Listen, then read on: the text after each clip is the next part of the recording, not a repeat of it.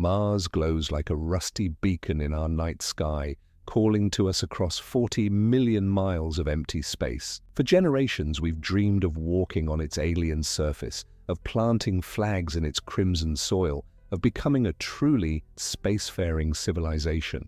Today, we will see the harsh truth that space agencies don't want to admit. Sending humans to Mars isn't just difficult, it might actually be impossible. And one quick question: if you could have a conversation with your future self from 1,000 years ahead, what's the first thing you would ask? Let me know in the comments below. I will pin the most creative answer. Now let's begin. Picture this. You're an astronaut selected for humanity's first crewed mission to Mars. You've trained for years, your body is in peak condition, and you're mentally prepared for the greatest adventure in human history. But as your spacecraft leaves Earth's protective embrace, something invisible and deadly begins attacking your body at the cellular level. Cosmic radiation, high-energy particles from deep space, starts tearing through your tissues like microscopic bullets. On Earth, we're shielded by our planet's magnetic field and thick atmosphere. These cosmic guardians deflect most of the universe's radiation, creating a safe haven where life can flourish. But in the void between Earth and Mars, there's no such protection. The European Space Agency's ExoMars Trace Gas Orbiter has been measuring radiation levels during its journey to Mars, and the results are sobering. Astronauts would be exposed to radiation levels hundreds of times higher than what we experience on Earth's surface. NASA's Human Research Program has calculated that during a typical Mars mission, 6 months there, 18 months on the surface, and 6 months back, astronauts would absorb enough radiation to increase their cancer risk by anywhere from 3 to 40%. But that's just the beginning. Cosmic radiation doesn't just cause cancer, it damages the central nervous system, leading to cognitive decline, memory problems, and potential personality changes. The Curiosity rover's radiation assessment detector has been measuring radiation on Mars's surface since 2012. Even on the planet itself, protected by a thin atmosphere, radiation levels are still 40 times higher than Earth. Astronauts would need to live underground or in heavily shielded habitats to avoid constant exposure to this invisible threat. But radiation is just one of many challenges that make human Mars missions potentially impossible.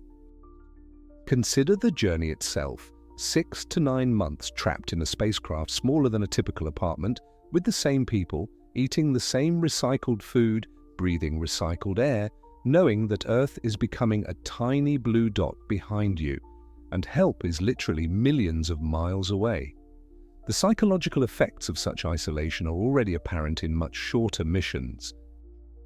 The Mars Desert Research Station and other analog facilities on Earth have documented how crews begin to break down after just weeks of isolation. Depression, anxiety, interpersonal conflicts, and cognitive decline become increasingly common as missions progress. Now multiply that by factors of time, and add the knowledge that there's absolutely no possibility of rescue if something goes wrong. Soviet cosmonaut Valentin Lebedev spent 211 days aboard the Salyut 7 space station in 1982 and documented his psychological deterioration in painful detail. He described periods of deep depression, explosive anger at his crewmate, and an overwhelming sense of isolation despite constant communication with Earth. And that was just 7 months, with the knowledge that rescue was possible and Earth was only hours away. The Mars 500 experiment conducted by the Russian Academy of Sciences from 2010 to 2011 simulated a Mars mission by locking 6 volunteers in isolation for 520 days. The results were disturbing. Crew members experienced sleep disorders, depression, and significant drops in physical fitness. One crew member became so withdrawn that he barely communicated with others for months. This was just a simulation. Imagine the effects of actual interplanetary travel. Hey, if this cosmic reality check is already making you think twice about Mars colonization, hit that subscribe button and give this video a thumbs up. We're just scratching the surface of why the red planet might forever remain beyond human reach. And the deeper we go, the more challenging it becomes. Then there's the physical deterioration that occurs in space. Without Earth's gravity constantly pulling on our bodies, astronauts begin losing bone density at a rate of about 1 to 2% per month. After a typical Mars mission lasting nearly 3 years, astronauts would return with bones so weak they might not be able to walk without assistance. Their cardiovascular systems would be so deconditioned that simple activities like climbing stairs could be life-threatening. NASA's twin study involving astronaut Scott Kelly's year-long stay on the International Space Station revealed changes that scientists are still trying to understand. Kelly's gene expression altered, his telomeres lengthened, and then shortened dramatically. His immune system became compromised and his cognitive performance declined.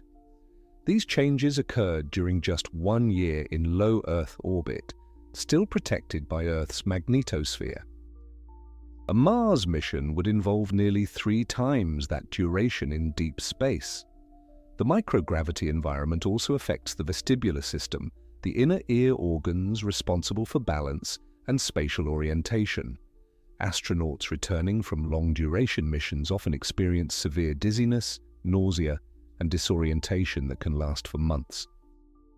Landing on Mars after months of microgravity would be like asking someone with severe vertigo to pilot a complex spacecraft during the most critical phase of the mission.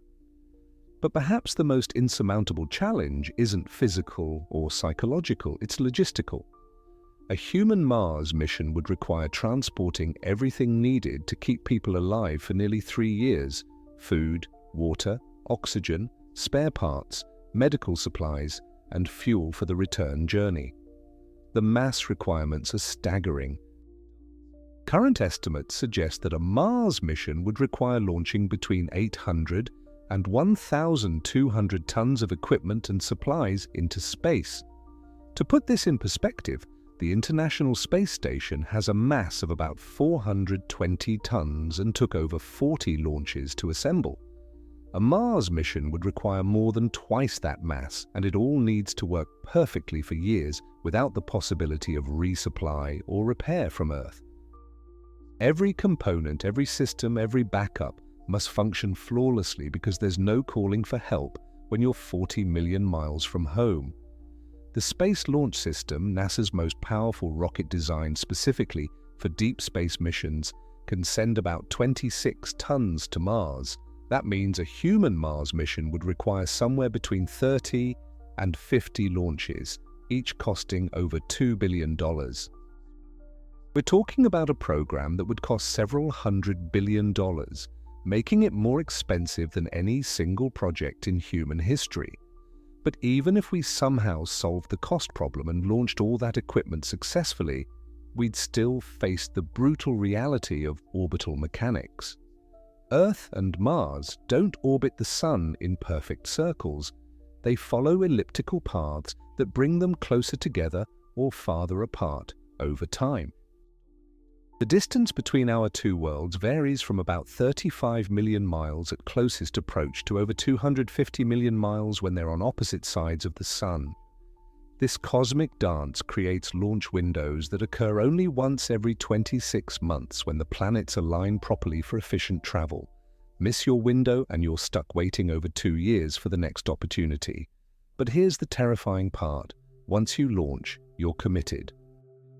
There's no turning back if something goes wrong, no emergency return option, no possibility of rescue. The journey time itself presents nearly insurmountable challenges. Using current propulsion technology, the trip to Mars takes anywhere from 6 to 9 months, depending on the exact trajectory and planetary positions. I actually explored the harsh realities of our current space travel capabilities in detail in my video about how fast we can travel in space right now, and the answer might surprise you with just how limited our speeds really are compared to the vast distances involved. The link is in the description and on the card above. Chemical rockets, the workhorses of our current space program, are fundamentally limited by the energy stored in chemical bonds.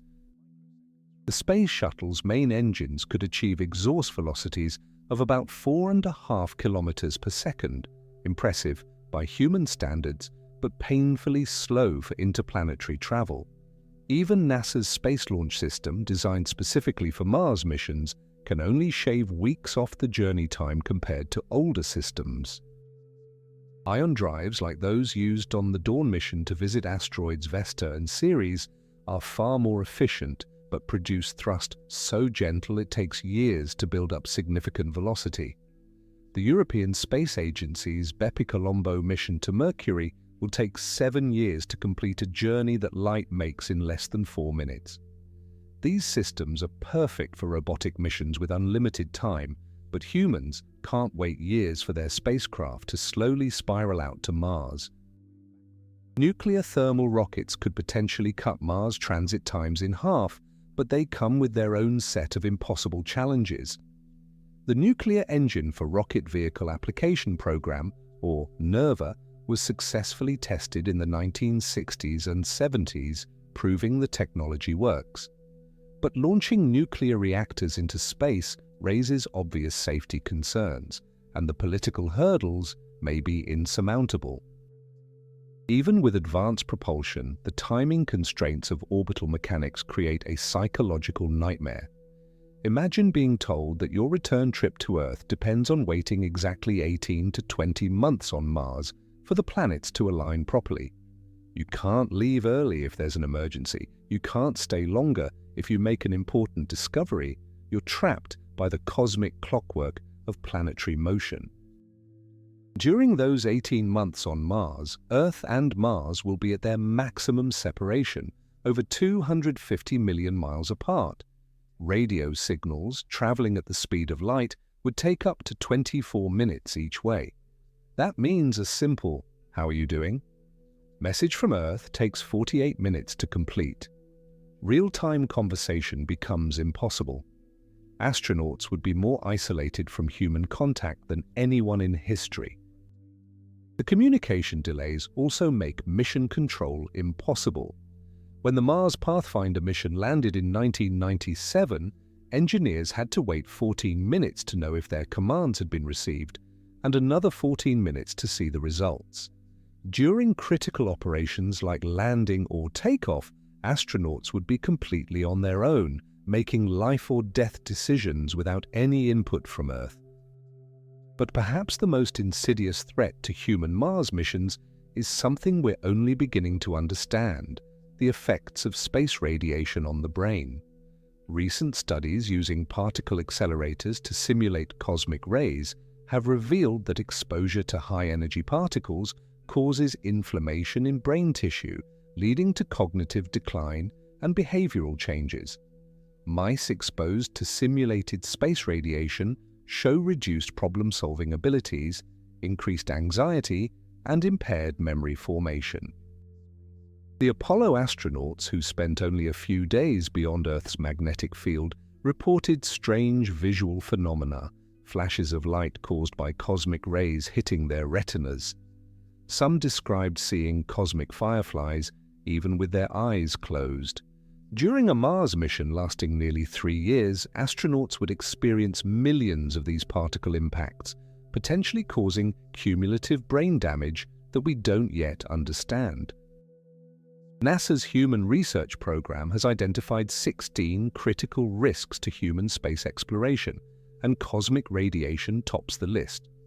Unlike other challenges that can be solved with better engineering or more training, radiation exposure is governed by the fundamental laws of physics. Shielding massive enough to protect astronauts would be so heavy that the spacecraft becomes impossible to launch. Water and polyethylene are among the most effective radiation shields, but protecting a crew compartment would require walls several feet thick.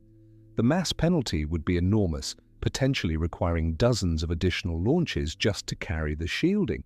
And even then, astronauts would only be partially protected from the most dangerous cosmic rays, which can penetrate several meters of solid material. The Mars atmosphere provides some protection, but not nearly enough. Mars lacks a global magnetic field, so cosmic radiation reaches the surface almost unimpeded. The planet's thin atmosphere, less than 1% of Earth's density, offers minimal shielding. Dust storms that can last for months actually make radiation exposure worse by charging the atmosphere and creating additional sources of harmful particles. Solar particle events present an even more immediate threat. When the Sun releases massive bursts of charged particles, astronauts would need to retreat to heavily shielded storm shelters for days or weeks. The largest solar storms can increase radiation levels by factors of hundreds or thousands.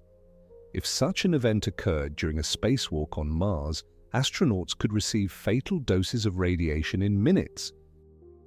The Curiosity rover's radiation assessment detector recorded a major solar particle event in September 2017 that would have delivered dangerous radiation doses to any astronauts on Mars's surface. The storm lasted for several days, during which surface operations would have been impossible. Such events occur unpredictably and could trap astronauts in their habitats for extended periods. Beyond the physical dangers, there's a psychological component to radiation exposure that's rarely discussed. Knowing that invisible, undetectable particles are constantly damaging your body creates a unique form of stress. Astronauts report feeling vulnerable and helpless against cosmic radiation. It's an enemy they can't see, can't fight, and can't escape. The long-term health effects of Mars mission radiation exposure are still largely unknown. We have data from atomic bomb survivors and nuclear accident victims, but those exposures were brief and intense. The chronic, low-level radiation during a Mars mission represents a different type of exposure with potentially different health consequences. Astronauts would essentially be volunteering for a medical experiment with unknown outcomes. Cancer risk is the most obvious concern, but radiation also damages the cardiovascular system, accelerates aging, and may cause cataracts and other degenerative conditions. Female astronauts face additional risks to reproductive health, potentially ruling out women of childbearing age from Mars missions entirely. The ethical implications of sending people on a mission that significantly increases their risk of cancer and early death are staggering. Then there's the challenge that keeps mission planners awake at night. What happens when something goes wrong? On Earth, a medical emergency means calling an ambulance and getting to a hospital within minutes.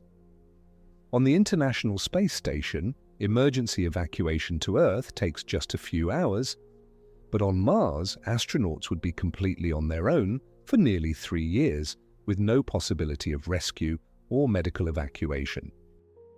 Consider appendicitis, a common condition that affects about 7% of people during their lifetime. On Earth, it's a routine surgery. On Mars, it could be a death sentence. The crew would need to perform surgery in low gravity, with limited medical supplies, no backup surgical team, and no specialists to consult except via delayed radio communications. Even if the surgery succeeded, post-operative complications could arise weeks later with no advanced medical facilities available. The psychological profile required for Mars astronauts presents another seemingly impossible challenge. You need people who are simultaneously highly skilled technically, emotionally stable, under extreme stress, able to work in small teams for years without conflict, physically fit enough to survive the journey, young enough to handle the rigors but experienced enough to make critical decisions, and willing to accept a significant risk of death. Finding even one person who meets all these criteria is difficult. Finding a crew of 6 or 8 is nearly impossible. NASA's astronaut selection process typically chooses fewer than a dozen candidates from thousands of applicants, and even then, many don't complete training.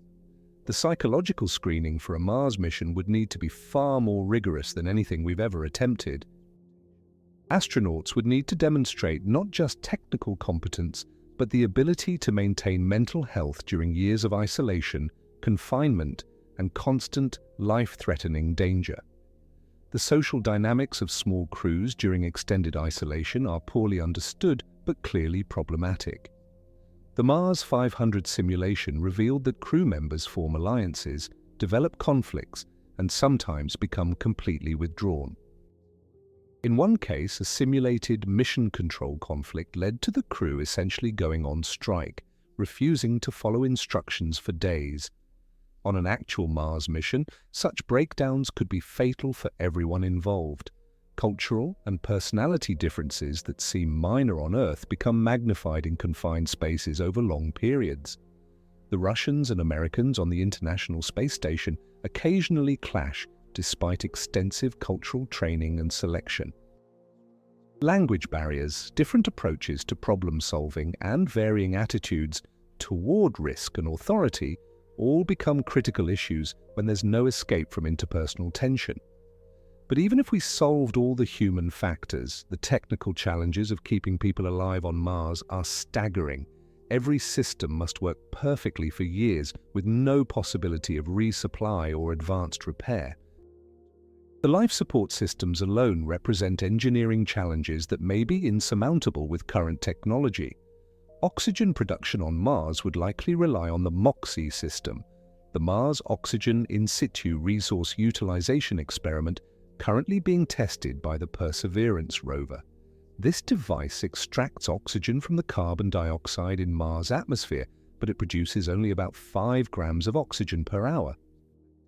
To support 4 astronauts, you'd need systems capable of producing nearly 2 kilograms per hour, about 400 times more than current technology provides. Water recycling systems on the International Space Station recover about 93% of water from urine, humidity, and other sources. But even with this high efficiency, the station requires regular resupply of water for the 7% loss. Over a 3-year Mars mission, this seemingly small loss would add up to tons of water that must somehow be replaced from Mars' environment. Food production presents even greater challenges. Astronauts would need to grow at least some of their food to avoid carrying impossible amounts of supplies. But growing crops in Martian soil, or rather regolith, requires overcoming numerous obstacles. Mars' soil contains toxic perchlorates that would poison plants and humans. The low atmospheric pressure means liquid water immediately boils away. The lack of atmospheric pressure also means that plant structures evolved for Earth's conditions may not function properly. Experiments at growing food in simulated Martian conditions have had limited success. The Netherlands Wageningen University has managed to grow some crops in simulated Mars soil, but only after extensive treatment to remove toxins and add nutrients.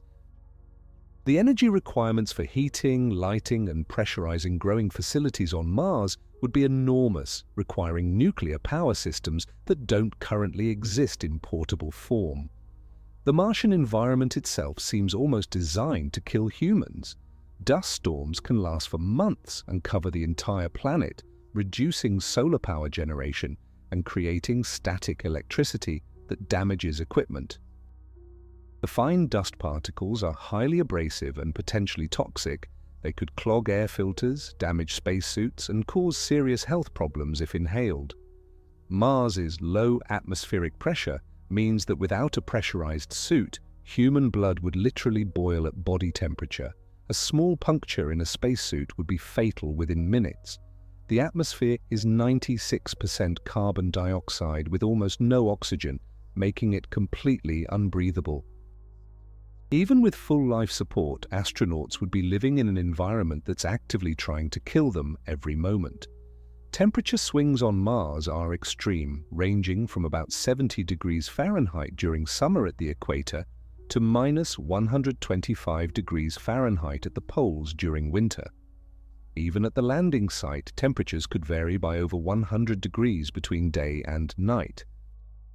Maintaining habitable temperatures would require enormous amounts of energy for heating and cooling systems. The planet's thin atmosphere provides almost no protection from meteorite impacts. Small rocks that would burn up harmlessly in Earth's atmosphere reach Mars's surface at high velocity. The Phoenix lander was likely destroyed by a meteorite impact, and similar events could easily puncture habitat domes or spacesuits. Living on Mars would mean constant risk from cosmic bombardment. Dust devils and larger dust storms create additional hazards. The finest Martian dust particles are smaller than those found on Earth and highly electrostatic, causing them to stick to everything and penetrate into the smallest spaces. This dust could clog mechanical systems, coat solar panels, and create respiratory problems if it enters habitats. The Apollo astronauts experienced similar issues with lunar dust, which they described as one of their most serious operational problems. Equipment maintenance on Mars would be a nightmare scenario. Every mechanical system has moving parts that wear out, seals that degrade, and components that fail over time. On Earth, we solve these problems with regular maintenance and replacement parts. On Mars, astronauts would need to carry spares for everything, repair facilities for manufacturing replacement parts, and the expertise to fix systems they've never encountered before. The return journey presents its own set of impossible challenges. After 18 months on Mars, astronauts would need to launch from the planet's surface using a rocket that has been sitting in the harsh Martian environment for years. This Mars ascent vehicle would need to work perfectly on the first try. There's no opportunity for a second launch attempt if something goes wrong. The fuel for this return vehicle would either need to be carried from Earth, adding enormous mass to the mission, or manufactured on Mars using in-situ resource utilization. The latter option requires complex chemical processing equipment that must work flawlessly for years without maintenance. The entire return journey depends on systems that haven't been tested in the actual Martian environment. Creating fuel on Mars for the return journey exemplifies the impossible complexity of human Mars missions. The current plan involves using the Sabatier reaction to combine carbon dioxide from Mars' atmosphere with hydrogen brought from Earth to produce methane and water. The methane becomes rocket fuel, and the water can be split into hydrogen and oxygen for additional propellant and life support. This sounds elegant in theory, but the practical implementation is staggering. The fuel production facility would need to operate autonomously for years before the crew even arrives, manufacturing and storing tons of cryogenic methane and oxygen in the harsh Martian environment. Any failure in this system means the astronauts are stranded with no way home. The equipment for fuel production includes compressors, reactors, separators, storage tanks, and cryogenic cooling systems, all of which must function perfectly for years without maintenance in an environment with temperature swings of over 200 degrees Fahrenheit, abrasive dust storms, and cosmic radiation. We've never operated such complex chemical processing equipment on another planet for more than a few months, let alone years. SpaceX's Starship architecture relies heavily on this fuel production concept, but even their most optimistic projections require sending multiple cargo missions ahead of crew to set up and test fuel production systems. If any of these precursor missions fail, the crewed mission must be postponed for another 26 months until the next launch window. The cascading delays and costs make the entire enterprise economically unsustainable. The Mars sample return mission, currently being planned by NASA and ESA for the late 2020s, will test some of these technologies on a much smaller scale. This robotic mission aims to collect samples left by the Perseverance rover and return them to Earth, a task far simpler than supporting human life. Yet even this relatively straightforward mission has faced delays, cost overruns, and technical challenges that have pushed its timeline back repeatedly. If we can't reliably return a few kilograms of rock samples from Mars, how can we possibly return human beings who require life support, food, water, and medical care during the journey? The sample return mission would involve a Mars ascent vehicle about the size of a small car. A human return mission would require a vehicle the size of a building, with proportionally greater complexity and more points of failure. The psychological impact of true interplanetary travel is something we've never experienced in human history. Every previous exploration, from Polynesian ocean crossings to Antarctic expeditions to lunar landings, maintained some connection to Earth. Astronauts could see their home planet, communicate in real time, or at least know that rescue was theoretically possible. Mars astronauts would watch Earth shrink to a pale blue dot, then disappear entirely among the stars. For the first time in human history, explorers would be unable to see home. The psychological term for this is Earth out of view phenomenon, and even brief glimpses of it during lunar missions have caused profound emotional responses in astronauts. Experiencing it for years could trigger psychological breakdowns that we've never encountered before. The isolation goes beyond just visual contact. During the cruise to Mars, radio communications with Earth worked normally, though with increasing delays. But during certain orbital configurations, Mars itself blocks radio contact with Earth for weeks at a time. Astronauts would experience periods of complete communication blackout, cut off from every other human being in the universe.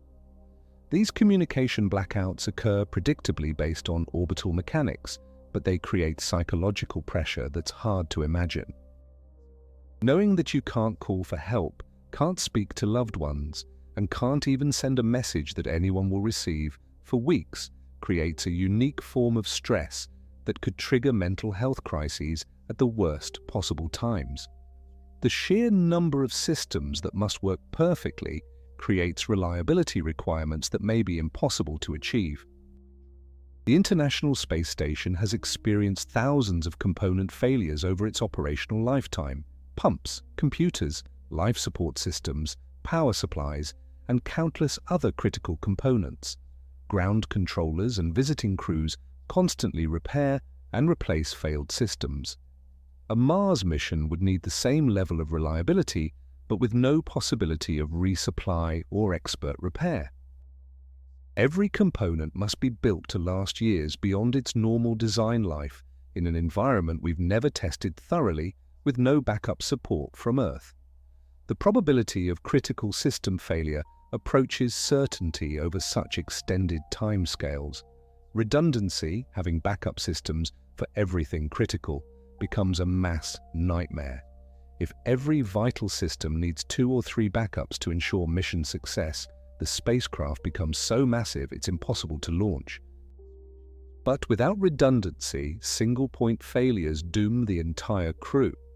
Mission planners face impossible trade-offs between safety and feasibility.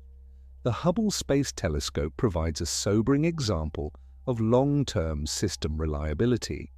Despite being one of the most carefully built and tested instruments ever created, Hubble has required 5 servicing missions over 30 years to replace failed components and upgrade systems. A Mars mission would need that same level of maintenance capability, but without the option of sending repair crews from Earth. Recent analysis of the Voyager spacecraft, humanity's longest operating deep space missions, shows how systems degrade over time in the space environment. After more than 4 decades, both Voyager probes are experiencing computer malfunctions, power system degradation, and instrument failures. Mission controllers constantly adjust operations to work around failed systems, but the probe's capabilities diminish each year. A Mars mission would face similar degradation, but with human lives depending on continued operation. As systems fail during the multi-year journey, astronauts would need to improvise repairs and workarounds with limited spare parts and tools. The technical expertise required to maintain complex systems in space exceeds what any reasonable crew size could provide. The abort scenarios for Mars missions are particularly terrifying because there essentially aren't any. If something goes catastrophically wrong during the cruise to Mars, a fire, major system failure, or medical emergency, there's no option to turn around and come home. The same orbital mechanics that dictate launch windows also dictate that return trajectories are impossible except during specific planetary alignments. Earth return trajectories during the cruise phase require enormous amounts of fuel that the spacecraft simply doesn't carry. Even if such fuel reserves were available, the return journey would take months, during which the original problem continues to threaten the crew. Unlike every other form of human exploration, Mars missions have no abort to Earth option once they've left Earth's gravitational influence. This lack of abort options creates ethical dilemmas that may be impossible to resolve. Is it morally acceptable to send people on a mission with no possibility of rescue if things go wrong? The medical ethics of informed consent becomes strained when the risks include scenarios where death is certain and unavoidable. Planetary protection requirements add another layer of impossible complexity. We must prevent Earth microbes from contaminating Mars and potentially destroying indigenous Martian life before we can study it. Simultaneously, we must prevent unknown Martian organisms from reaching Earth and potentially causing ecological catastrophe. Sterilizing all equipment sent to Mars is challenging enough for robotic missions. Sterilizing everything needed for human missions, including the humans themselves, may be impossible. The human body contains trillions of microorganisms that are essential for health and impossible to eliminate completely. Simply by landing on Mars, astronauts would introduce Earth life to the Martian environment. The return journey creates even greater planetary protection challenges. Mars samples and equipment returning to Earth could potentially harbor Martian organisms unknown to terrestrial biology. Current plans call for quarantine procedures similar to those used for Apollo lunar samples, but Mars presents greater biological risks than the presumably sterile Moon. The economic reality of human Mars missions may be the most insurmountable obstacle of all. Conservative cost estimates for a single crewed Mars mission range from $100 billion to $500 billion, making it more expensive than the Apollo program, the International Space Station, and the Manhattan Project combined. And that's just for one mission to prove it's possible, not for establishing any kind of permanent presence. To put this in perspective, the entire annual NASA budget is about $25 billion. A single Mars mission would consume the agency's complete budget for 4 to 20 years, leaving no funding for any other space activities, Earth science missions, or technological development. The political reality of sustaining such massive expenditures across multiple election cycles and changing administrations makes long-term funding essentially impossible. The Apollo program succeeded partly because it had a clear, time-limited goal and Cold War urgency driving political support. A Mars program would need sustained international cooperation and funding for decades, with no immediate national security imperative and no guarantee of success. The International Space Station, costing roughly $150 billion over 30 years, has faced constant budget pressures and periodic threats of cancellation, despite its relatively modest complexity compared to Mars missions. Private companies like SpaceX claim they can reduce costs dramatically through reusable rockets and innovative engineering, but their cost estimates remain largely theoretical.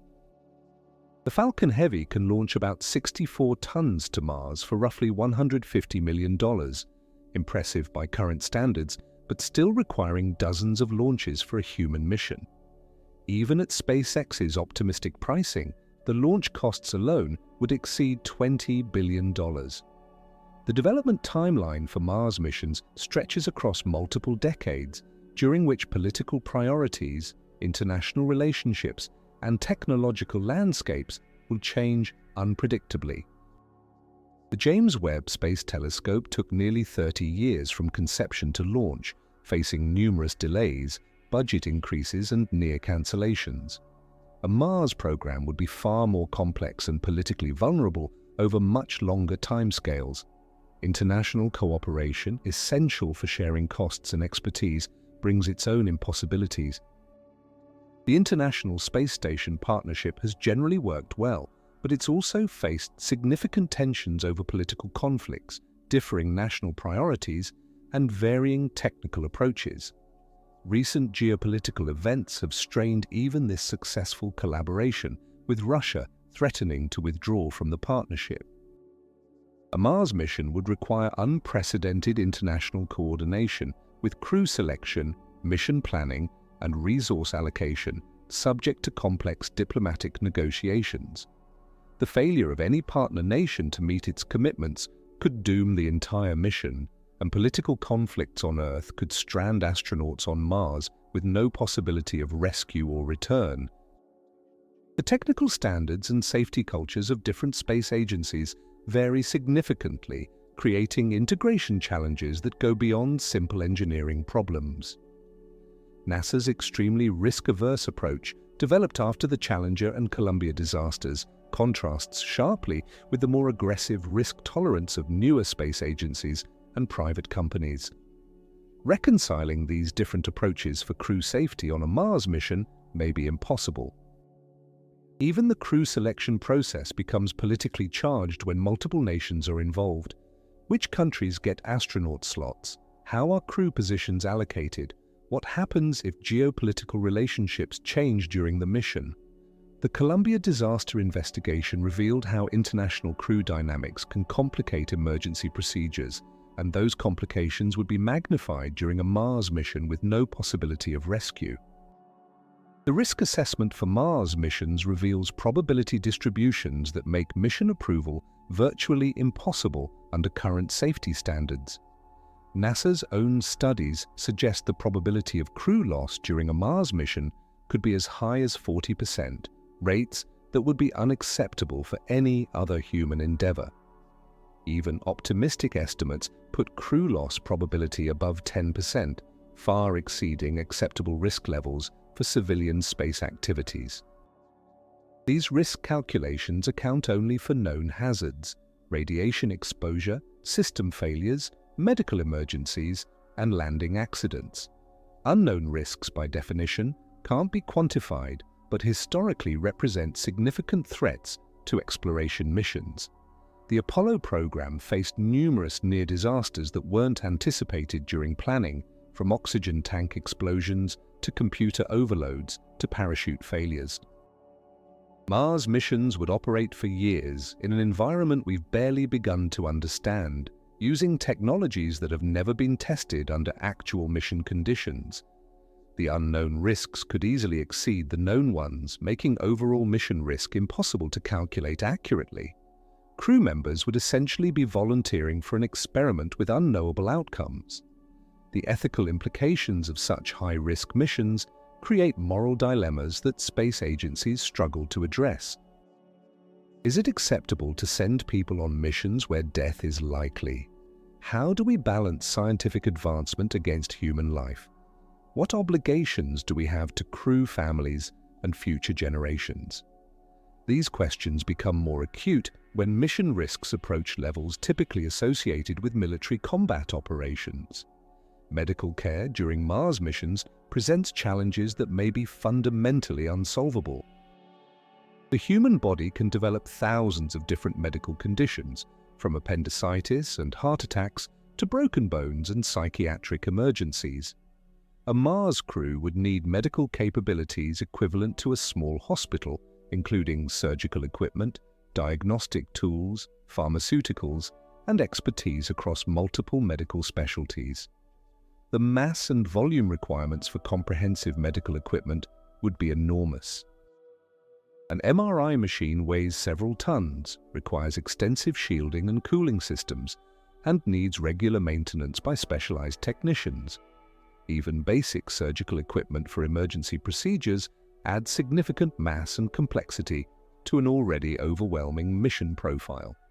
Medical training for astronauts faces similar impossibilities.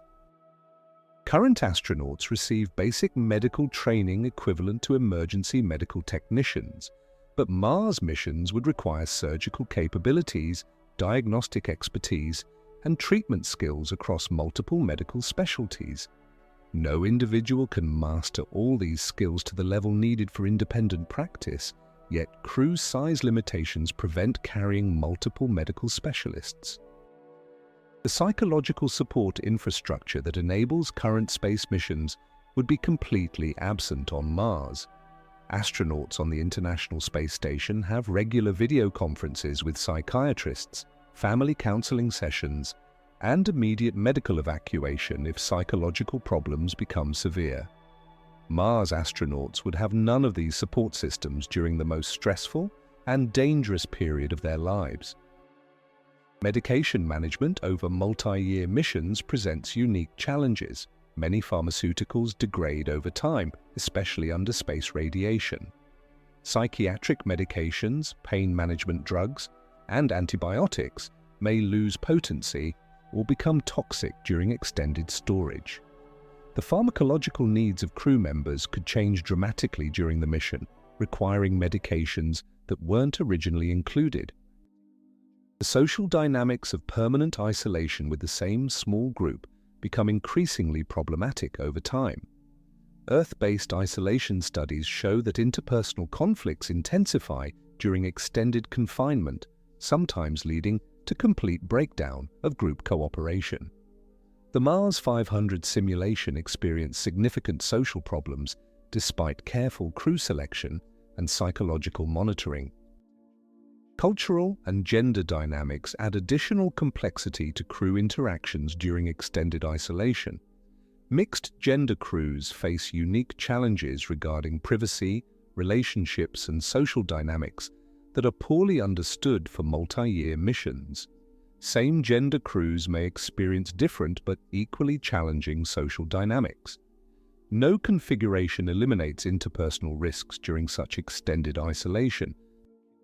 The landing phase of Mars missions represents perhaps the greatest single-point failure risk.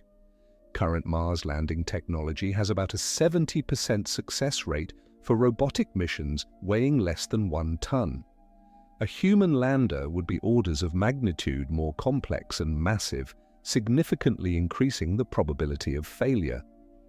Unlike robotic missions, landing failure would mean certain death for the crew with no possibility of rescue or recovery. The 7 minutes of terror during Mars atmospheric entry becomes even more terrifying with human crews aboard. The entry, descent, and landing sequence happens too quickly for ground control to intervene, so everything must work autonomously. The supersonic parachutes, heat shields, and landing rockets must function perfectly on the first try in an environment that's never been fully tested with human-rated systems. Once astronauts somehow survive the landing and reach Mars' surface, they face operational challenges that make long-term survival nearly impossible. Every activity outside their habitat requires wearing full pressure suits in an environment that's actively hostile to human life. These extravehicular activities, or EVAs, become exponentially more dangerous on Mars compared to anything we've experienced in Earth orbit or on the Moon. Martian dust presents a unique threat that we're only beginning to understand. Unlike Earth dust, Martian particles are extremely fine, highly abrasive, and electrostatically charged. During dust storms, this material can penetrate into the smallest spaces, coating solar panels, clogging air filters, and potentially causing respiratory problems if it enters habitats. The dust is also potentially carcinogenic. It contains crystalline silica and perchlorates that could cause serious health problems with chronic exposure. The Apollo astronauts struggled with lunar dust despite spending only days on the Moon's surface. They reported that the fine particles got into everything: food, water, breathing systems, and equipment. The dust was so abrasive it wore through multiple layers of their spacesuits and caused significant equipment problems. Martian dust would present similar challenges, but over years rather than days, making long-term surface operations potentially impossible. Pressure suit technology faces fundamental limitations that become critical during extended Mars surface operations. Current spacesuits are designed for short-term use in the relatively controlled environment of Earth orbit. On Mars, astronauts would need suits capable of operating in extreme temperature swings, abrasive dust, and low atmospheric pressure for hundreds of hours over many months. The mechanical complexity of pressure suits means they require constant maintenance, spare parts, and eventual replacement. Suit components wear out, seals degrade, and life support systems need regular servicing. On Mars, astronauts would need to maintain and repair spacesuits using only the tools and spare parts they carried from Earth, with no possibility of resupply if critical components fail. Suit mobility presents another insurmountable challenge. Pressure suits are essentially personal spacecraft that allow limited movement and dexterity. Complex tasks like geological sampling, equipment repair, or construction work become extremely difficult and time-consuming in bulky pressure suits. The energy expenditure required for suited work is enormous, limiting the duration and complexity of surface operations. The psychological impact of living inside pressure suits for extended periods is poorly understood, but potentially severe. Astronauts report feeling claustrophobic, isolated, and physically uncomfortable during long EVAs. The constant awareness that a small puncture or equipment failure means death creates psychological stress that could accumulate over months of surface operations. Mars's low gravity, about 38% of Earth's, creates adaptation challenges that we've never studied in detail. The Apollo astronauts spent only hours in lunar low gravity and reported coordination difficulties and unexpected movement patterns. Living in Martian gravity for 18 months would cause physiological adaptations that could make the return to Earth gravity extremely difficult or dangerous. The cardiovascular system, evolved for Earth gravity, would adapt to Mars' lower gravitational field over time. Blood pressure, muscle tone, and balance systems would all adjust to the Martian environment. When astronauts eventually return to Earth, they could face severe readaptation problems that persist for months or years. Some changes might be permanent, effectively exiling Mars astronauts from their home planet. Resource utilization on Mars requires technologies that exist only in laboratory demonstrations or theoretical calculations. Converting the Martian atmosphere into breathing oxygen sounds straightforward until you consider the engineering requirements. The MOXIE experiment on Perseverance produces about 5 grams of oxygen per hour using advanced NASA technology. Supporting 4 astronauts would require producing over 1 kilogram per hour, a 200-fold increase in capability. Scaling up these technologies isn't simply a matter of building larger versions. The power requirements, cooling systems, maintenance needs, and spare parts become exponentially more complex. A human-scale atmospheric processor would be one of the most complex machines ever built, and it would need to operate reliably for years in the Martian environment with minimal maintenance. Water extraction from Martian ice deposits faces similar scaling challenges. Robotic missions have confirmed water ice at various locations on Mars, but extracting, purifying, and processing this water for human use requires massive industrial equipment. The energy needed to melt ice, separate contaminants, and maintain liquid water in Mars' low-pressure environment exceeds what portable power systems can provide. Food production on Mars represents perhaps the greatest long-term challenge. Astronauts would need to grow at least some of their food to reduce the mass of supplies carried from Earth. But Martian soil contains toxic perchlorates that poison plants and humans. The soil lacks the organic compounds and beneficial bacteria that Earth plants need. Creating artificial growing medium and maintaining controlled agricultural environments requires enormous resources. Experiments growing food in simulated Martian conditions have achieved limited success only under carefully controlled laboratory conditions. Scaling these experiments to feed astronauts for 18 months requires greenhouse facilities, water treatment systems, soil processing equipment, and seed stocks that add massive complexity to an already overwhelming mission profile. The energy requirements for Mars surface operations far exceed what current power systems can provide. Solar panels work on Mars but generate only about 40% as much power as they would on Earth due to distance from the sun and atmospheric dust. During dust storms that can last for months, solar power generation drops to almost zero, requiring battery systems or alternative power sources. Nuclear power offers higher energy density but creates its own impossible challenges. Radioisotope thermoelectric generators like those used on robotic missions provide only hundreds of watts of power, sufficient for instruments and communications but nowhere near enough for life support, heating, and industrial processes. Nuclear reactors powerful enough for human missions would require massive shielding, cooling systems, and safety measures that have never been tested in space environments. The return journey from Mars presents the mission's final impossible challenge. After 18 months on the surface, astronauts would need to launch from Mars using a rocket that has been exposed to the Martian environment for years. This Mars ascent vehicle must work perfectly on the first attempt. There's no second chance if the launch fails. The fuel for this launch vehicle must either be carried from Earth, adding enormous mass to the mission, or manufactured on Mars using in-situ resource utilization. The chemical processing equipment needed to convert Martian atmospheric carbon dioxide and water into rocket fuel represents some of the most complex machinery ever sent to another planet. This equipment must operate autonomously for years, storing cryogenic propellants in a challenging environment. Cryogenic fuel storage on Mars faces unique problems that have never been solved. Liquid methane and oxygen must be kept at extremely low temperatures to prevent boiling away in Mars' low atmospheric pressure.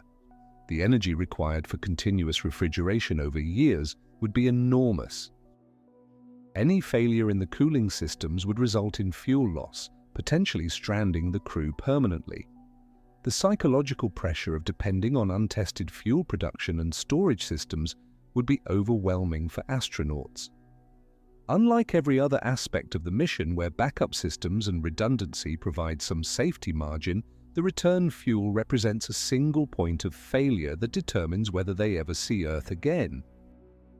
The knowledge that their survival depends on machines operating autonomously on another planet would create unbearable stress.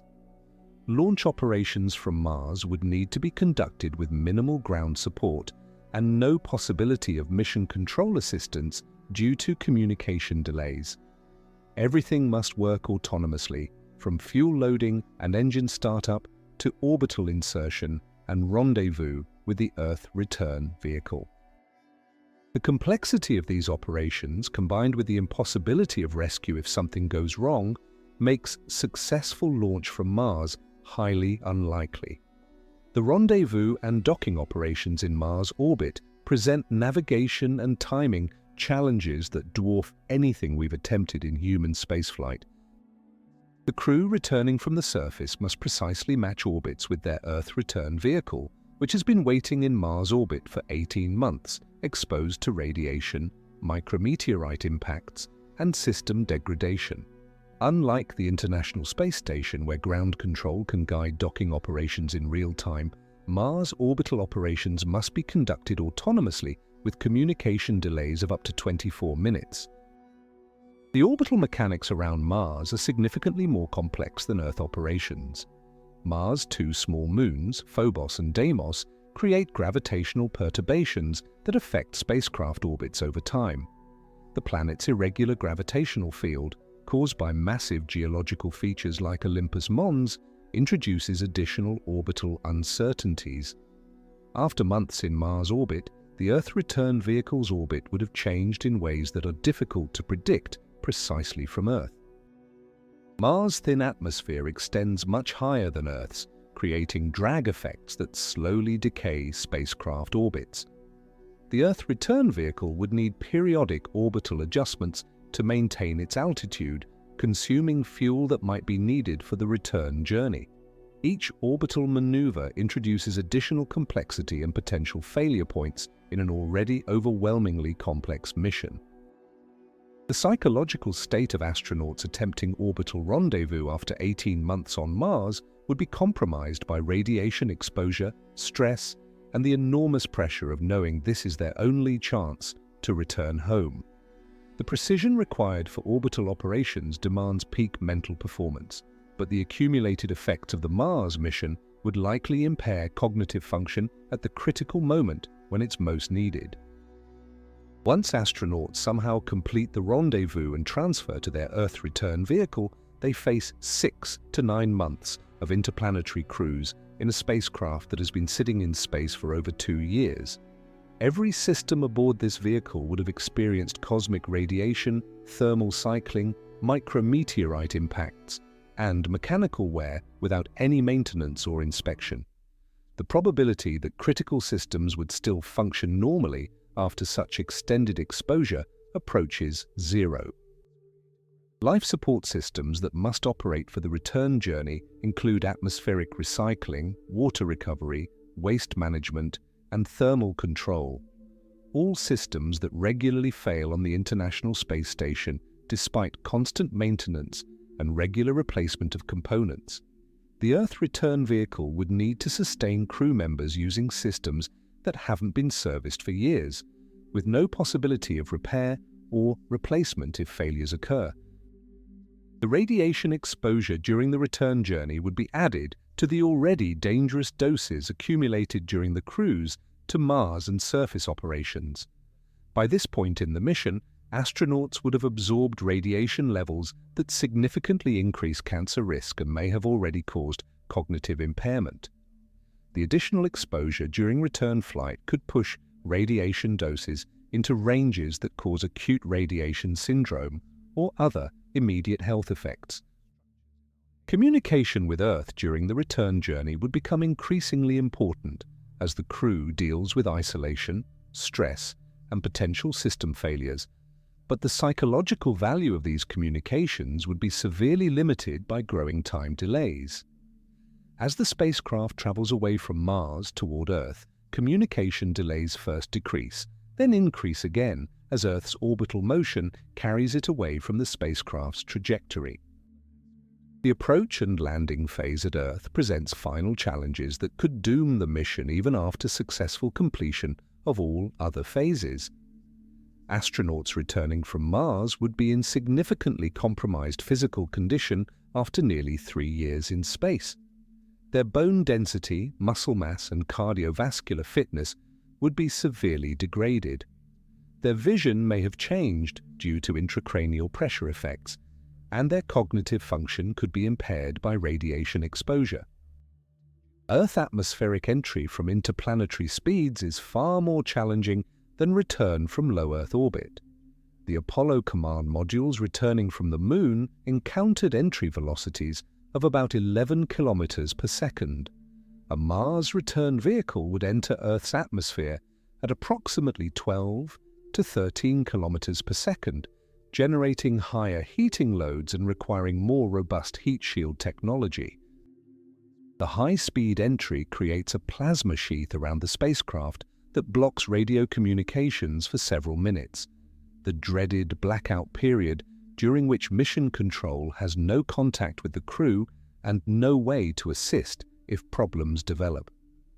This communications blackout occurs during the most dangerous phase of the entire mission, when split-second decisions could mean the difference between successful landing and catastrophic failure.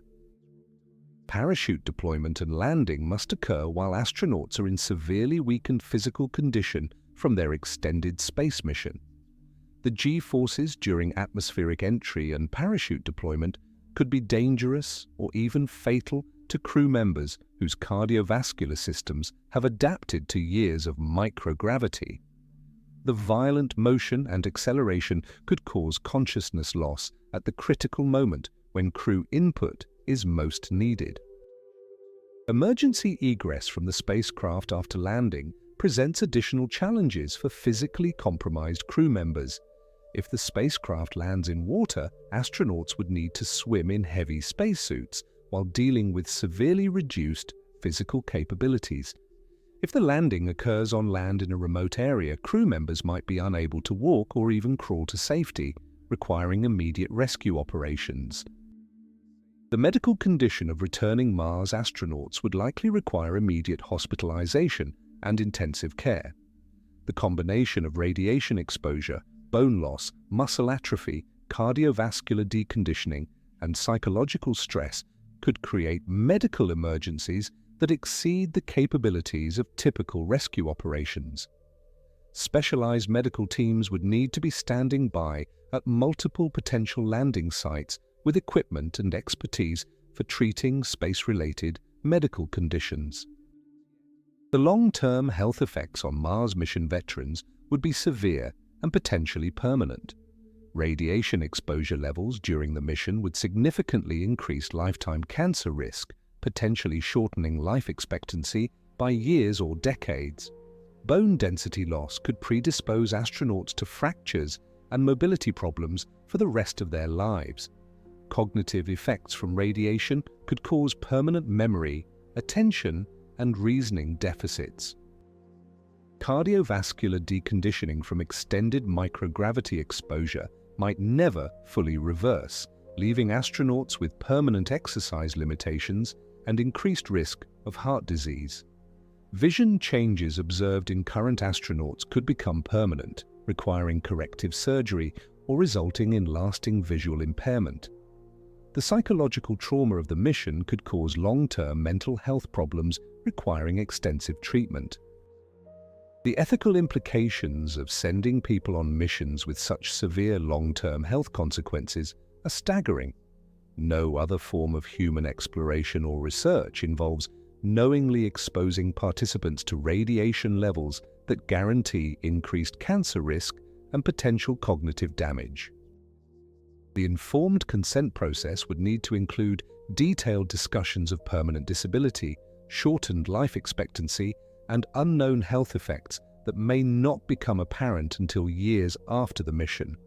Insurance and liability issues for Mars missions are essentially unsolvable under current legal frameworks.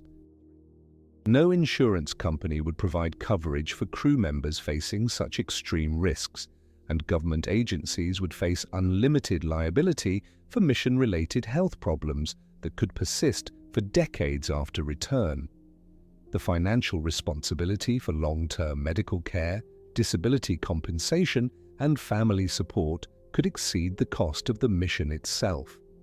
The failure rate for complex space missions approaches 100% over extended timescales.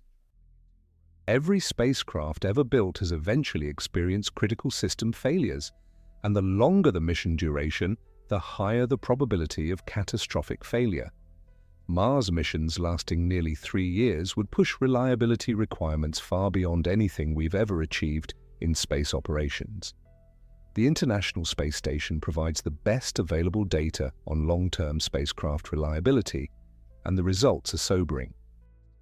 Despite constant maintenance, regular resupply, and the ability to replace failed components, the station experiences frequent system failures that would be mission-ending for a Mars expedition. Oxygen generation systems fail, carbon dioxide scrubbers malfunction, cooling systems leak, computers crash, and power systems degrade, all problems that would be fatal on Mars with no possibility of rescue or resupply. Risk management for Mars missions involves accepting probability distributions that would be unacceptable for any other human activity. Even optimistic reliability assessments suggest crew loss probability exceeding 10%, with some analyses indicating risks as high as 40%. These numbers represent not abstract statistics but real human lives, making mission approval virtually impossible under any responsible risk assessment framework. The cascade failure scenarios for Mars missions are particularly terrifying because individual system failures can trigger chain reactions that doom the entire mission. A cooling system failure could cause computer overheating, leading to navigation errors that result in missing orbital rendezvous, stranding the crew permanently. A single micrometeorite impact could puncture a fuel line, preventing return fuel production and eliminating any possibility of coming home, The testing and validation challenges for Mars mission technologies reveal another layer of impossibility. Unlike Earth-based systems that can be extensively tested, repaired, and improved through iterative design cycles, Mars mission equipment must work perfectly on the first attempt in an environment we can barely simulate. The testing requirements alone may make mission development impossible within reasonable timescales and budgets. Ground-based testing can only approximate Martian conditions. We can simulate the atmospheric composition, pressure, and temperature individually, but we cannot replicate the combined effects of cosmic radiation, dust storms, extreme temperature cycles, and low gravity simultaneously over multi-year periods. The Mars Desert Research Station and other analog facilities provide valuable insights into human factors, but they cannot simulate the life-threatening reality of actual Martian conditions. Thermal vacuum chambers can simulate space conditions for spacecraft testing, but the largest chambers can only accommodate components or small assemblies, not complete life support systems or habitat modules. Testing integrated systems under actual mission conditions would require facilities that don't exist and would cost billions of dollars to build. Even then, such facilities couldn't replicate cosmic radiation or the psychological effects of true isolation. The validation timeline for Mars mission systems extends far beyond normal spacecraft development cycles. Current robotic missions typically undergo 5 to 10 years of development and testing before launch. Human Mars missions would require systems with 20 to 30-year development timelines, during which technologies become obsolete, team members retire, and institutional knowledge is lost. No space agency has successfully maintained consistent technical direction over such extended periods. The Space Shuttle program provides a cautionary example of long-term technology development challenges. Despite 30 years of operation and continuous improvement, the shuttle never achieved the safety levels originally promised, and recurring technical problems ultimately led to 2 catastrophic failures. Mars mission systems would face similar long-term reliability challenges, but with no possibility of learning from failures or implementing improvements during operations.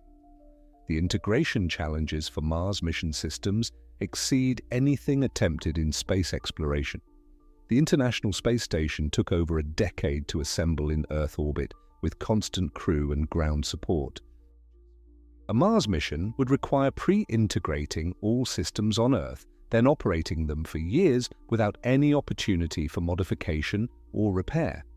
The complexity of interfaces between life support, propulsion, power, and communication systems creates countless opportunities for integration failures. Software reliability for Mars missions presents unique challenges that may be unsolvable with current programming methodologies. The spacecraft control systems must operate autonomously for years, handling situations that programmers never anticipated. Current space software is thoroughly tested but still experiences glitches, crashes, and unexpected behaviors that require ground control intervention. Mars mission software would need near-perfect reliability with no possibility of real-time troubleshooting. The Ariane 5 rocket failure of 1996, caused by a software error that took just 37 seconds to destroy a $500 million mission, demonstrates how single programming mistakes can cause catastrophic failures. Mars mission software would be orders of magnitude more complex, with millions of lines of code controlling life support, navigation, and mission-critical systems. The probability of software failures approaches certainty over multi-year mission durations. Artificial intelligence and machine learning systems could potentially help manage Mars mission complexity, but these technologies introduce their own risks and limitations. Current AI systems are brittle and unpredictable when encountering situations outside their training data. A Mars mission would constantly present novel situations that could cause AI system failures at critical moments. The black box nature of many AI algorithms makes it impossible to predict or debug their behavior under stress conditions. The biological contamination challenges create impossible conflicts between human safety and planetary protection. Humans are walking contamination sources carrying trillions of microorganisms that could potentially devastate Martian ecosystems before we can study them. Simultaneously, unknown Martian organisms could pose threats to human health that we cannot assess or mitigate without prior exposure studies. Current planetary protection protocols require complete sterilization of equipment sent to Mars, using heat, radiation, and chemical treatments that would be lethal to humans.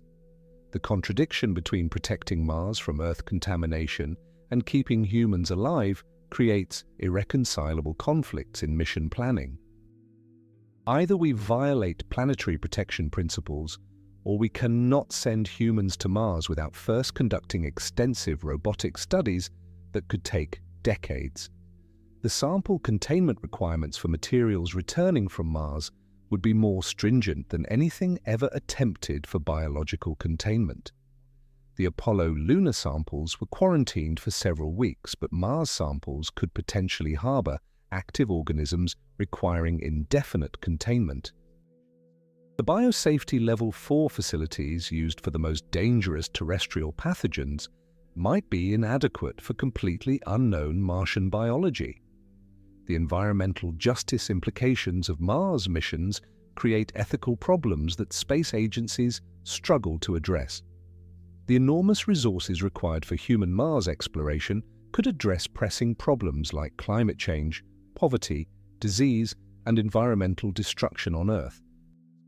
Spending hundreds of billions of dollars to send a handful of people to Mars while millions face starvation and displacement raises profound questions about resource allocation and human priorities.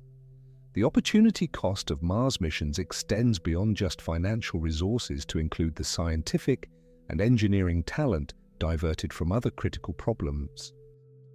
The thousands of engineers working on Mars mission technologies could instead develop renewable energy systems, medical treatments, or climate change solutions that benefit billions of people immediately rather than a few astronauts decades in the future.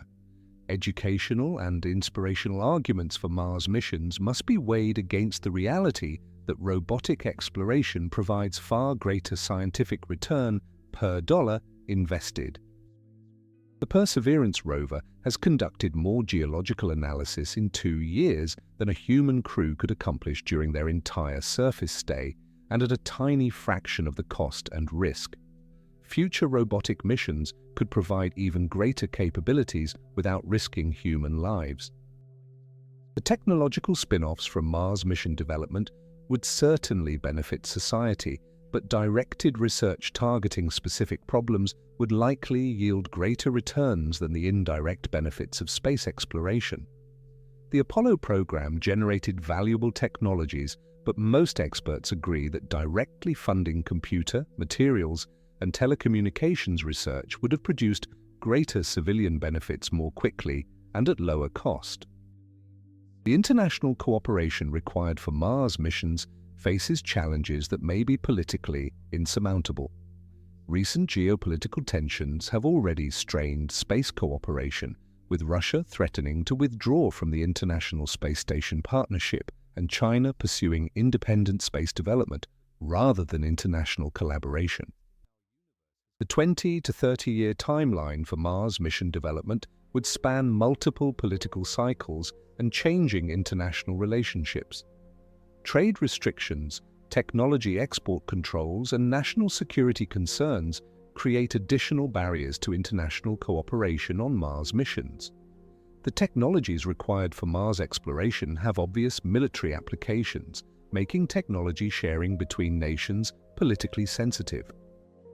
The dual-use nature of propulsion, life support, and communication systems could prevent the level of international cooperation needed to make Mars missions economically feasible. The demographic challenges of Mars mission crews create selection problems that may be impossible to solve. Astronauts must be young enough to handle the physical stresses, but experienced enough to make critical decisions. They need advanced technical skills, but also exceptional psychological stability. The pool of candidates meeting all these criteria is extremely small, and the training timeline would span most of their careers. Gender selection for Mars crews faces unique challenges with no good solutions. Mixed crews create interpersonal dynamics that are poorly understood for multi-year isolation, while single-gender crews eliminate half the talent pool and may face different psychological challenges. Pregnancy during the mission would create life-threatening complications for both mother and child, potentially requiring exclusion of women of childbearing age from consideration. The family impacts on Mars mission crew members extend far beyond the astronauts themselves. Spouses and children would face years of separation with limited communication and constant awareness that their family member might never return. The psychological support required for astronaut families would be extensive and expensive, and the long-term effects on children separated from parents for years are unknown. Career impacts for Mars mission astronauts would be severe regardless of mission outcome. The multi-year training period would remove them from normal career progression, and the physical and psychological effects of the mission could prevent normal post-mission employment. Successful crew members would return as national heroes, but with potentially permanent disabilities limiting their future contributions. The fundamental physics of interplanetary travel reveals limitations that no amount of engineering advancement can overcome. The rocket equation, first formulated by Konstantin Tsiolkovsky in 1903, mathematically describes the relationship between spacecraft mass, fuel consumption, and achievable velocity. This equation imposes absolute limits on how fast chemical rockets can travel, regardless of technological improvements. Every kilogram of payload requires multiple kilograms of fuel to accelerate it to Mars transfer velocity. But that fuel has mass too, requiring additional fuel to accelerate it, creating an exponential relationship between payload and total launch mass. The mathematics of the rocket equation mean that carrying enough supplies for human Mars missions pushes spacecraft mass beyond what any conceivable chemical rocket could launch from Earth. Advanced propulsion technologies like nuclear thermal rockets or ion drives can improve efficiency, but they cannot eliminate the fundamental constraint of carrying reaction mass. Nuclear rockets still require propellant that must be accelerated to generate thrust, and the mass requirements for multi-year human missions exceed what even theoretical propulsion systems could reasonably provide. Ion propulsion systems achieve high efficiency by accelerating small amounts of propellant to very high velocities, but they produce extremely low thrust that requires months or years to build up significant velocity. Human missions cannot wait years for their spacecraft to slowly spiral out to Mars, both because of radiation exposure during extended cruise phases and because launch windows occur only every 26 months based on orbital mechanics. The energy requirements for rapid Mars transit reveal another fundamental barrier. Accelerating a human-scale spacecraft to velocities that would significantly reduce travel time requires energy comparable to small nuclear weapons. The power-to-weight ratios needed for fast Mars transit exceed what any realistic power system could provide, even theoretical fusion rockets or antimatter drives. Solar power becomes increasingly inefficient as spacecraft travel away from the Sun, and Mars receives only about half the solar energy that Earth does. Nuclear power systems massive enough to support human Mars missions would require shielding and cooling systems that add enormous mass penalties. The power requirements for life support, communications, navigation, and scientific operations during Mars missions exceed what portable power systems can reasonably provide. The timeline paradox of Mars missions creates a cruel catch-22 situation. The technologies needed for safe human Mars travel require decades of development and testing, but the rapid pace of technological advancement means that systems begun today will be obsolete before missions launch. This creates pressure to use cutting-edge but unproven technologies, increasing mission risk to unacceptable levels. The James Webb Space Telescope exemplifies these timeline challenges. Conceived in the 1990s, designed in the 2000s, and launched in 2021, JWST used technologies that were state-of-the-art when development began, but were already superseded by newer approaches by the time of launch. Mars mission development timelines spanning 20 to 30 years would face similar technological obsolescence problems. Computer and software technologies evolve so rapidly that Mars mission systems designed today would be hopelessly outdated by the time of launch. The spacecraft would essentially be flying museum pieces using processors and software architectures that are decades behind current standards. Yet the validation and testing requirements for human-rated systems prevent incorporating newer technologies without starting the development cycle over. The alternative of continuous technology updates during development creates its own impossibility. Each major system change requires years of testing and validation, potentially extending development timelines indefinitely.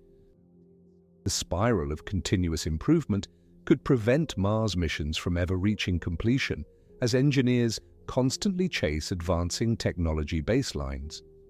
Robotic exploration offers compelling alternatives that avoid most of the impossible challenges facing human Mars missions. Advanced robots can survive radiation exposure, operate for years without maintenance, and conduct sophisticated scientific investigations at a tiny fraction of the cost and risk of human missions. The Perseverance rover demonstrates capabilities that would be difficult for human crews to match, even if they could somehow reach Mars safely. Future robotic missions could incorporate artificial intelligence, advanced mobility systems, and sophisticated scientific instruments that surpass human capabilities in many areas. Robots don't need life support, food, water, or return transportation. They can operate in environments that would instantly kill humans, and they can be designed for specific mission objectives without the compromises required for human survival. The scientific return on investment strongly favors robotic over human exploration for most research objectives. Robotic missions have discovered water on Mars, analyzed soil composition, studied atmospheric dynamics, and searched for signs of past life, all at costs measured in hundreds of millions rather than hundreds of billions of dollars. The same budget allocated to human Mars missions could fund dozens of robotic missions with far greater total scientific return. Sample return missions using robotic systems could provide many of the scientific benefits of human exploration without the impossible risks and costs. The Mars Sample Return mission currently in development would bring Martian rocks and soil to Earth for detailed analysis in sophisticated terrestrial laboratories. Such samples would provide more scientific information than human crews could gather during limited surface operations on Mars. Virtual reality and telepresence technologies offer additional alternatives to human Mars exploration. Advanced robotic systems controlled remotely from Earth could provide immersive exploration experiences without risking human lives. Communication delays would limit real-time control, but pre-programmed exploration sequences could provide detailed surface investigations guided by human operators. The psychological and inspirational arguments for human Mars exploration must be weighed against the reality of mission impossibility. Sending people to their deaths on Mars would hardly inspire future generations or demonstrate human capability. Failed Mars missions could set back space exploration for decades and waste resources that could fund successful robotic exploration programs. The frontier mythology surrounding human Mars exploration reflects terrestrial exploration patterns that don't apply to space environments. Historical human exploration succeeded because explorers could breathe the air, drink the water, and live off the land in environments that, while challenging, were still fundamentally compatible with human life. Mars is not a frontier in the traditional sense. It's a completely alien environment that's actively hostile to human existence. The comparison between Mars exploration and historical expeditions to Antarctica provides a more realistic analogy. Early Antarctic explorers faced extreme cold, isolation, and logistical challenges, but they could still breathe the air and weren't constantly bombarded by lethal radiation. Even so, many Antarctic expeditions ended in tragedy, and successful exploration required extensive support infrastructure that doesn't exist for Mars. The ethical obligations to future generations create additional arguments against impossible Mars missions. Wasting hundreds of billions of dollars on missions that cannot succeed diverts resources from addressing climate change, developing sustainable technologies, and solving problems that threaten human civilization. Future generations might justifiably condemn us for pursuing impossible dreams while ignoring urgent realities. The environmental costs of Mars missions would be enormous, generating carbon emissions equivalent to small countries while contributing nothing to environmental protection or climate stability.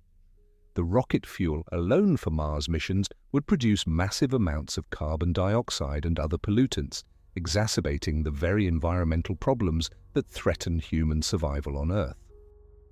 Space debris from Mars mission launches would contribute to the growing problem of orbital pollution that threatens all space activities. The numerous launches required for Mars missions would generate debris clouds that could make Earth orbit unusable for future generations, potentially ending space exploration entirely rather than advancing it. The military applications of Mars mission technologies create proliferation risks that could destabilize international security. The life support, propulsion, and communication systems developed for Mars exploration have obvious applications for military space programs, potentially triggering new arms races that increase rather than decrease global conflict. The philosophical implications of Mars exploration reveal fundamental questions about human nature and cosmic purpose. Are we destined to spread throughout the solar system, or are we meant to find sustainable ways to live within Earth's carrying capacity?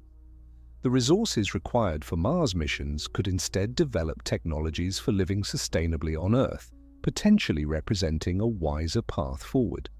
The cosmic perspective reveals that Earth remains humanity's only viable home for the foreseeable future. We evolved here over millions of years, adapted to this specific environment in countless ways that we're only beginning to understand. The idea that we can simply move to Mars if Earth becomes uninhabitable reflects a dangerous misunderstanding of both human biology and planetary habitability. If you made this far, I am sure you will love this other video at the left side of the screen. What if we could travel 1 light-year per second across the cosmos? Discover how stars would shift into gamma rays due to extreme Doppler effects, explore our stellar neighborhood in seconds, cross the entire Milky Way in just 28 hours, and much more. See you there.